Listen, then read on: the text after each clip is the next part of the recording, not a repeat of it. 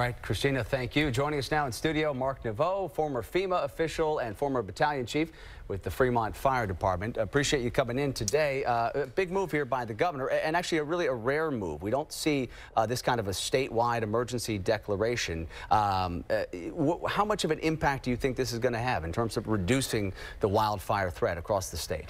Well, you know, it's one more bold move by the governor to try and figure out how to deal with these catastrophic disasters. So this is phase 2. The day he came into office, he set forth, told CAL FIRE, we want you to prioritize areas in the state that we need to address. They came up with 35 different areas. We see that over in Woodside and Orinda. Some of those are the top 10.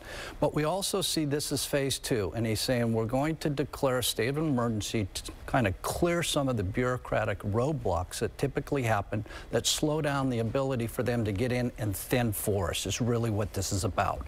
Is there a chance that some of the critics are saying that there's a chance you can clear away too many trees in some of these areas, and that you allow some smaller trees and brush that's more flammable to pop up?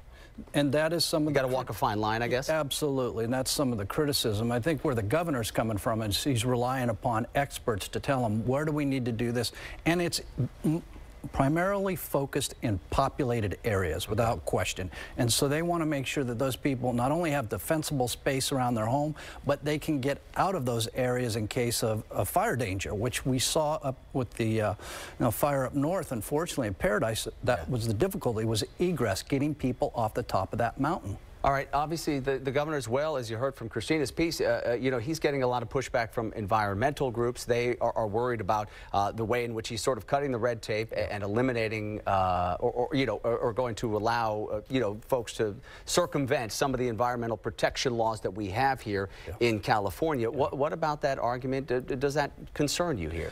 To some degree, but I think, under Governor Brown's administration in 2018, they came up with what was termed the carbon plan for California. And they all sat down at the table. They had environmentalists, they had the Forest Service, they had local state agencies, they had all types of agencies sitting down there recognizing the magnitude of this problem and how do we solve it. So the good news is they've got a number of agreements in place with different interests to make sure that they're heard and that the actions that they're taking are appropriate.